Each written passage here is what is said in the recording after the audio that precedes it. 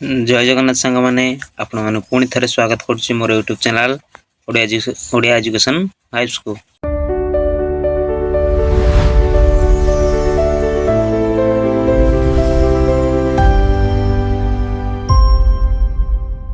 आज आम यही भिडियो डिस्कसन करवा +3 5th semester Odia honours according to NEP 2020 syllabus अनुଯାयी जो आमर कोर पेपर 11 जो यूनिट 1 चली मो समय ओडिशा आत्मजीवनी तार तृतीय परिच्छेदर एटा पार्ट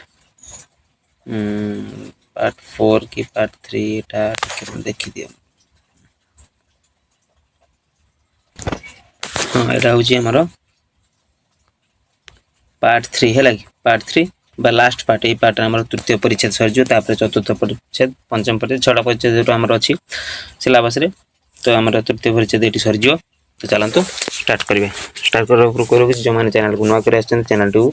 सब्सक्राइब कर दियंतु आ संग मन सहित शेयर कर दियंतु जा तरह कि सेमान को मते हेल्प हे जिवो आ वीडियो भल लागले लाइक करे नहले डिसलाइक कले चलियो। चलंतु स्टार्ट करिवे। एठो हम छाडतिले ता पूर्व हम आलोचना करतिले कोन कोन पूर्व पार्ट रे ना लेखकंकर जो बीए पढिबा छात्र आशरे रहिबा आ कलिकता रे जो छात्रवृत्ति पाई हमर पंडित विनायक मिश्र जे थिले हला कि सेठी जे लेक्चर थिले तांको सहित साक्षात हेबा तांको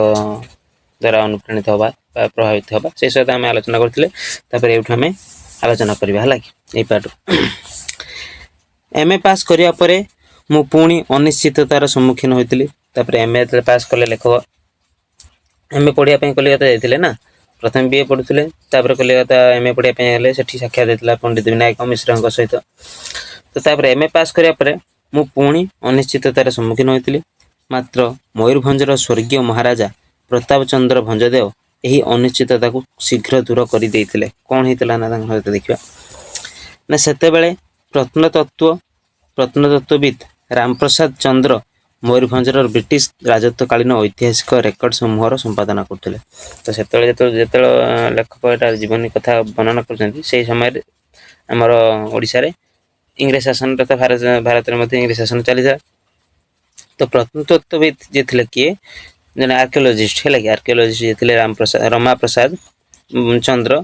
से मयूरभंजर ब्रिटिश राजत्वकालीन ऐतिहासिक रेकर्ड समूहर संपादन करते किए ना प्रत्नतत्वविद रमाप्रसाद चंद्र। महाराज मते मासिक 70 टंका भत्ता दे तांकर सहकारी रूपे नियुक्ति कले। कहार सहकारी रूपे ना जो आर्कियोलॉजिस्ट थिले जे रमाप्रसाद चंद्र है तांकरी सहकारी असिस्टेंट रूपे लेखकों को 70 टंका भत्ता अथा दरमा हिसाब रे तांकू सहकारी रूपे नियुक्ति कले बा असिस्टेंट भाव नियुक्ति कले। मासिक 70 टंका पाई मु आनंदित होइतिली कारण ए समय 70 टंकार मूल्य यथेष्ट बेसी थिला से समय है लगी। मु एही समय रे वैवाहिक जीवन आरंभ करुଥିଲି। वैवाहिक जीवन बाहाबा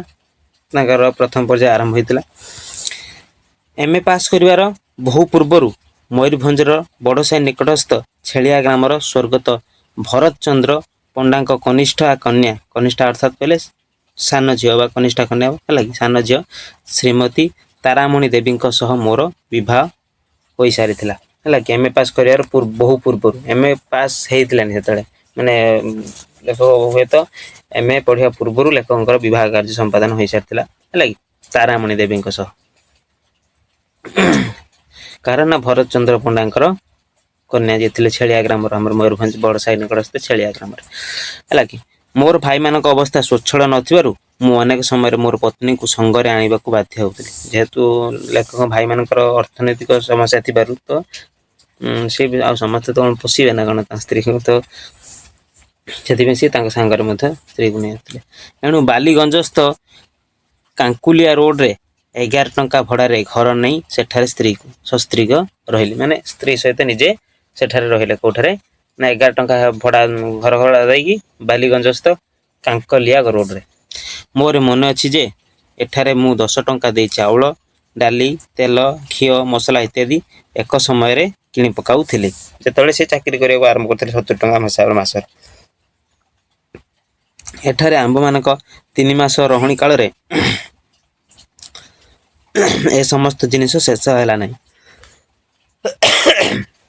जो से भड़ा रोते लेख स्त्री को नहीं सेटा से 3 मास रही काल ए समस्त जिनिस शेष है ना माने से जहाँ जहाँ किनी से सब शेष है ना जहाँ सब किनी 10 टଙ୍କା दे चाउल किनी डाली किनी इत्यादि सब 10 टଙ୍କା दे जहाँ किनी 3 मास रही जो जगह कि 3 मास व्यवहार कर सारा से जिन सरला ना कलिकता छाड़ा बेले अवशिष्ट जिनिस केतक अंश वितरण करदेलु और केतक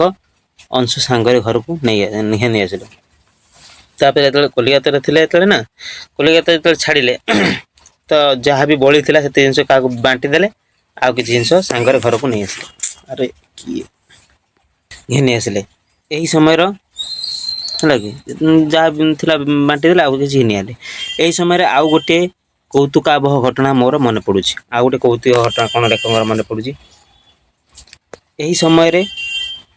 भेजिटेबल घीर प्रथम प्रचलन होता भेजिटेबल घी और सेटा पुणी कौ प्रकार घी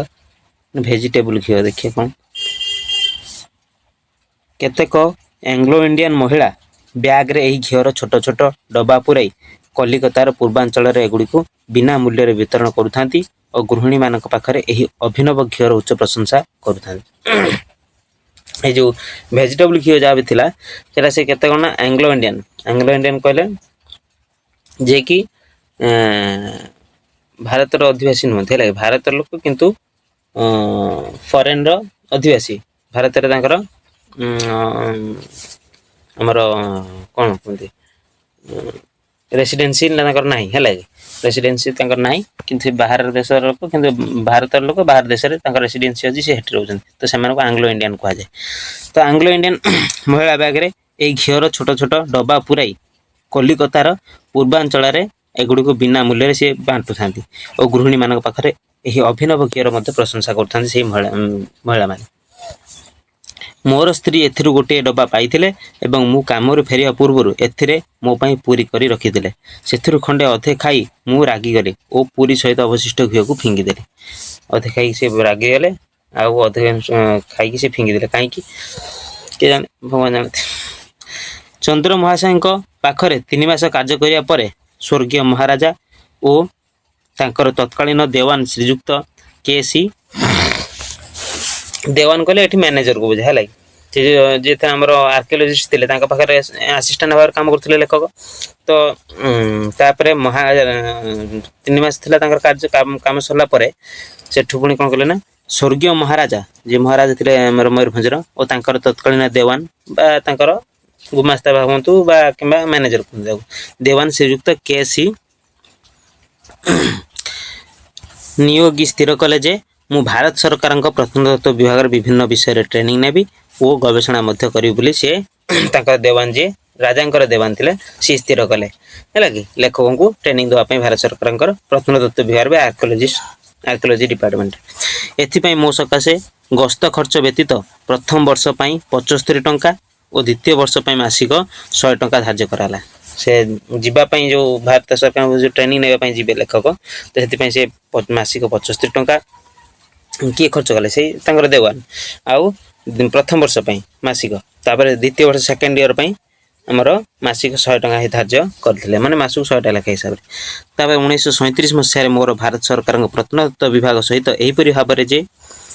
जो संबंध आरंभ होता ताहा दीर्घ 7 वर्ष अर्थात 1944 रे शेष होता 1937 रु आरंभ 1944 रे शेष होता जो भारत सरकार सहित तांकर ट्रेनिंग हो कि विभिन्न आर्कियोलॉजिस्ट डिपार्टमेंट संपर्क अवश्य ए समस्त समय पाई मते केवल मयूरभंजरू भत्ता मिली नथिला मयूरभंजरू साहाय्य बंद हो जा परे भारत सरकार प्रत्नतत्व विभाग मते अनुरूप भत्ता दे 1944 पर्यंत ए विभाग रखिथिले से आर्कियोलॉजी विभाग रखते भत्ता जेहेतु मिली बंद हो गला मयूरभंजरू तो सब भत्ता देवे ना 2 वर्ष 2 वर्ष धार्य होता 2 वर्ष सरला 7 वर्ष रही ना तो 2 वर्ष कर 5 वर्ष भारत सरकार कथा से विभाग रखिदे पर 1954 रु 1961 मध्य मुझे विभाग में असिस्टेंट सुपरिटेडेंट और superintendent of archaeological survey of Indian रूपे कार्य कली यही पोस्ट तापर से कार्य कले 1944 पर 1954 रु 61 मध्य भारत प्रत्नतत्व विभाग में दीर्घ 14 वर्ष काम करी एवं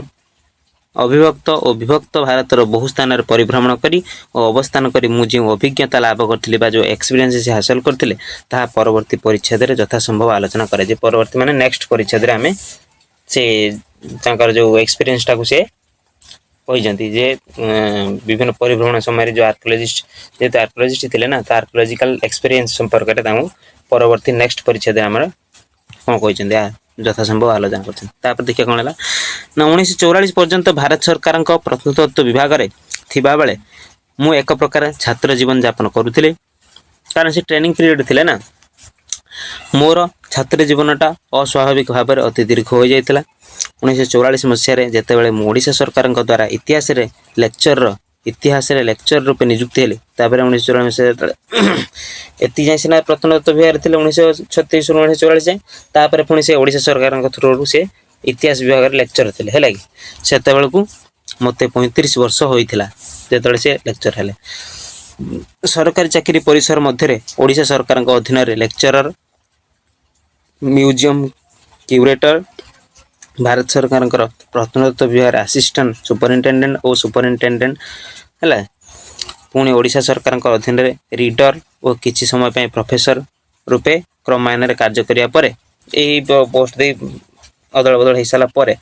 मु 1968 सरकारी चाकरी अवसर नेली सरकारी चाकरी से रिटायरमेंट नहीं 1968 मसीह सरकारी चाकरी अवसर नेबार 1.5 मास पर ब्रह्मपुर विश्वविद्यालय स्नातकोत्तर इतिहास विभाग स्नातकोत्तर अर्थात पीजी जो हिस्ट्री विभाग में प्रोफेसर रूप नियुक्ति पाई सेठा 1972 पर्यंत अध्यापना कली अर्थात सेठी शिक्षादान कले तापर कौन है ना 1972 जुलाई मसरे यही विश्वविद्यालय अव्याहति पाया पर भारत सरकार विश्वविद्यालय अनुदान कमिशन अर्थात यूनिवर्सिटी ग्रांट्स कमिशन ठारू मासिक 750 टंका भत्ता और वार्षिक 2000 टंका कंटिजेंसी 1972 सेप्टेम्बर ठारू आज पर्यंत पाई गवेषणारत रही और रेभेन्सा कॉलेज रो इतिहास ऑनर्स अध्यापना सहित संपृक्त रही रेभेन्सा कॉलेज मध्य इतिहास ऑनर्स रे से पाठ मध्य पढ़ाई थिले आउ तांको से तांको अवसर नहीं साला परे है कि रिटायरमेंट नहीं साला परे पुणी 1972 जुलाई मसीह विश्वविद्यालय पुणी विश्वविद्यालय पुणी रिटायरमेंट सारा पर भारत सरकार अनुदान रु कौन कौन मिलता ना 750 टंका भत्ता और वार्षिक 2000 टंका कंटिजेंसी संबल 2072 रु परवर्ती जीवन पर्यंत मिलता है कि यह ही मो चाकरी जीवन संक्षिप्त विवरणी अदृश्य कर्णधार यहाँ जो आड़े चलाई ताहा से आड़े चली अदृश्य कर्णधार कहले माने जीवन जो गतिटा जो आड़े इच्छा सियाड़े केतले चाकरी पाइबार वंचित होती केतले पाठ पढ़ियार वंचित होती पुणी तापर पाठ पढ़ी विभिन्न प्रकार जो अदृश्य कर्णधार होती तो सही कथा से यही परिच्छेद लिखिं मु यहाँ विस्तृत भाव में लिखा चाहूना कारण मोर समस्त चाकरी जीवन परी मो चाकरी जीवन कौन विशेषत्व ना मु आगुरी कही ऐतिहासिक दृष्टि मो समय ओडिशार सामाजिक और सांस्कृतिक चित्र ए ग्रंथ में प्रकाश करने मोर प्रधान लक्ष्य तो से लेखक चाकरी जीवन कथा आउ विशेष लिखापी चाहिना कारण तांकर मूल लक्ष्य कौन ना मो समय ओडिशार आत्मजीवन में कौन दर्शाइक चाहिए ना ये आम देखूँ ना ओडिशार सामाजिक और सांस्कृतिक चित्र ओडिशार सामाजिक सोशल एंड कल्चरल जहाँ भी रहा सामाजिक और सांस्कृतिक चित्र यही ग्रंथ से प्रकाश करवा हूँ प्रधान लक्ष्य है लेखक यही चित्र मान सहित मो जीवन संबंध जितेबाला आसीज से मुझे संक्षिप्त प्रकाश करी तो ये चित्र जो सामाजिक और सांस्कृतिक चित्र सहित लेखक जीवन जिते आसीज तो लेखक जीवन टाक से छोट करदे माने से संक्षिप्त वर्णना करदे कारण तांकर मूल लक्ष्य होची सामाजिक सांस्कृतिक ओडिशार सामाजिक